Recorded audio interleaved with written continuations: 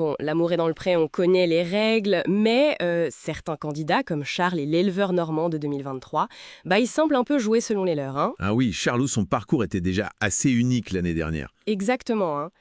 Et figurez-vous que 3 mois à peine après sa rupture assez médiatisée avec Marilia, on dirait bien qu'il a retrouvé l'amour. Déjà.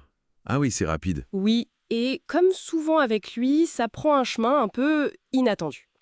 On se base ici sur un article récent qui a décortiqué une publication Instagram assez parlante. Mhm. Faut dire que Charles, il est plutôt du genre discret sur sa vie privée depuis la fin de sa saison qui était, on peut le dire, mouvementée. C'est le moins qu'on puisse dire, ouais. Alors, cette nouvelle publication, qu'est-ce qu'elle nous dit vraiment? Allez, on regarde ça de plus près.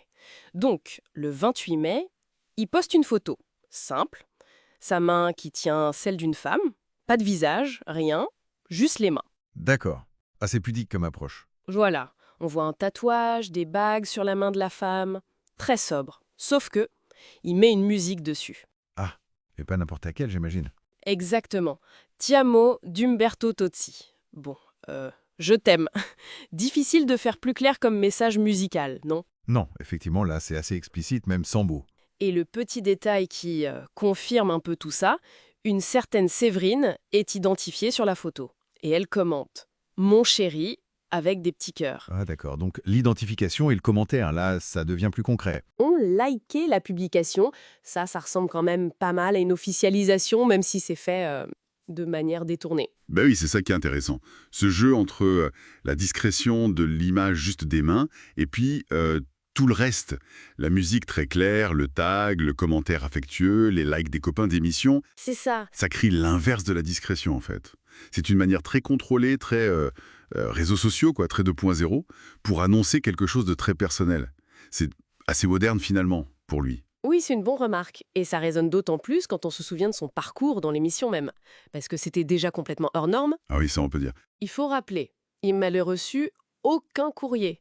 Donc pas de speed dating pour lui au début, rien.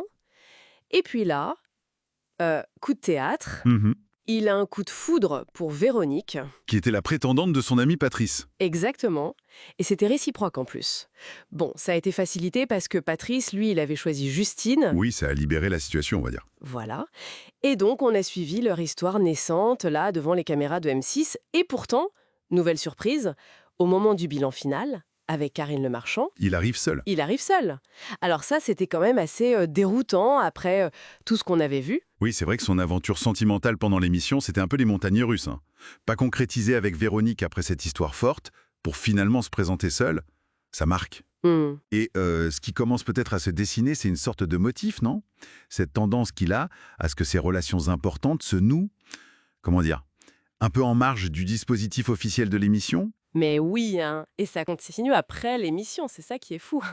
Il rencontre Marilia, comment? Parce qu'elle lui a écrit après l'émission, suite à sa participation. Ah oui, c'est vrai. Et il l'avait présenté d'ailleurs de façon assez spontanée, dans un appel visio pour L'amour vu du près, l'émission de suivi. Vous savez, hein, il était avec Joris et Christine. Oui, je me souviens de ça. On l'a revu ensuite avec lui dans cette émission, avant d'apprendre leur rupture en février dernier. Et hop, 3 mois après, cette photo avec Séverine. Le schéma se répète. Exactement. Donc, si on met tout bout à bout, Véronique rencontrée via un autre candidat, Marilia contactée après l'émission, et maintenant cette Séverine, aucune ne vient du parcours classique, courrier, speed dating, ferme. C'est vrai. On dirait que l'émission, pour lui, ça fonctionne moins comme une agence matrimoniale directe que comme un catalyseur d'opportunités relationnelles, mais à côté. En périphérie. Et ça soulève une question assez intéressante sur l'impact réel de ce type de programme, non? Est-ce que finalement l'essentiel se joue plus dans ces interactions un peu spontanées, autour du cadre télé, que dans le cadre lui-même? C'est une bonne question. Et du coup, on peut se demander, est-ce qu'il va faire comme avec Marilia? Est-ce qu'il va nous présenter officiellement Séverine dans une prochaine saison de L'amour vu du pré? C'est ce logique, suivant ce schéma, ça confirmerait cette tendance post-émission. Donc, peut résumer un peu.